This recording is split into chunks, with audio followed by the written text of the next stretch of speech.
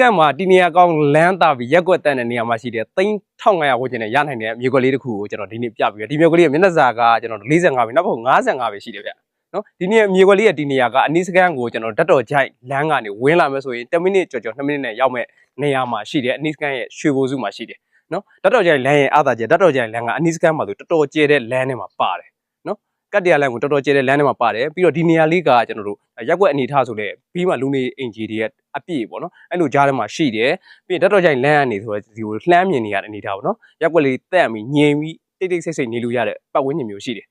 ဒီမြေကွက်လေးကိုကျွန်တော်တို့ဖွင့်ထားတဲ့ဈေးနှုန်းကလေမျက်နှာစာ45ပေနောက်ဖက်55ပေကိုဒီနေရာလေးကမြေခိုင်မာမှုလည်းကောင်းတယ်ပြီးရင်ဒါလေးက3600ဝန်းကျင်နဲ့ဈေးဖွင့်ထားတာဆိုတော့ဒါ3500ဝန်းကျင်မှာရနိုင်တဲ့မြေကွက်လေးဖြစ်တယ်ဗျနော်ပတ်ဝန်းကျင်အနေထားပညာကောင်းပြီးတော့အနည်းစကမှာမြေခိုင်မာမှုကောင်းကောင်းတိတ်တိတ်ဆိတ်ဆိတ်အေးချမ်းချမ်းနဲ့နေလို့ရတဲ့ပတ်ဝန်းကျင်မျိုးလေးဖြစ်တယ်ခြံကတစ်ခြံလုံးကိုကျွန်တော်တို့ဒါအုတ်တိုင်းအပြည့်ကာပြီးသားပြီးရင်တန်တကားလည်းပါပြီးသားပေါ့နော်အထဲမှာလည်းကျွန်တော်တို့ဒါအဝီစီတွင်တူးပြီးသားနော်သူပတ်ပတ်လည်းအိမ်လေးမှာလည်းဒါလူနေအင်ဂျီတွေအပြည့်ရှိပြီးသားဆိုတော့ဒါခြံလေးကကျွန်တော်အိမ်လေးဆောက်ပြီးနေလိုက်မယ်ဆိုရင်ဒါနေချင်စရာလေးပေါ့အဲ့လိုလေးဖြစ်နော်ဒီကလေးကတော့အုတ်တိုင်းနေပါလေဆိုဒီအရှိဘက်ခြံကိုနောက်ဖက်ခြံကိုအကုန်လုံးပတ်ပတ်လည်းခတ်ပြီးသားသူ့ပတ်ဝန်းကျင်အိမ်တွေရောဒီမှာဒီဘက်အရှိဘက်ခြံအိမ်တွေရောတော်တော်ဒါပတ်ဝန်းကျင်ကောင်းတဲ့အထင်မှာပါတယ်အေဂျင်တိတ်တိတ်ဆိတ်နေလို့ရတဲ့ပတ်ဝန်းကျင်မှာပါတယ်ဒါမှသူ့မှာအားနည်းရလေးထူရှိတယ်ဗါလို့ဆို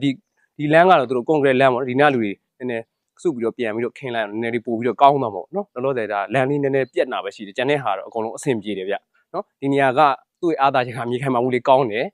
ရက်ွက်လည်းတန့်တယ်အဲ့ဒါကတော်တော်လေးကိုအားသာတဲ့အချက်ပြီးရင်လာချိုလမ်းမိုင်ရဲ့ဝင်မယ်ဆို10မိနစ်ကျော်ပဲရောက်နော်အဲ့တော့3500ဝန်းကျင်နဲ့ဒီလူနေအင်ဂျီလေးရှိပြီးသားမြေခိုင်မာမှုကောင်းကောင်းနဲ့နေကျင်နေဆိုရင်ဒီမြေကွက်လေးကိုကျွန်တော်ညှို့ပေးခြင်းနဲ့ဗျဒီမြေကွက်လေးကိုလိုချင်တာဖြစ်ဖြစ်ကြည့်ချင်တာဖြစ်ကျွန်တော် dream house ကိုဆက်သွယ်လို့ရပါတယ်ဗျကျေးဇူးတင်ပါတယ်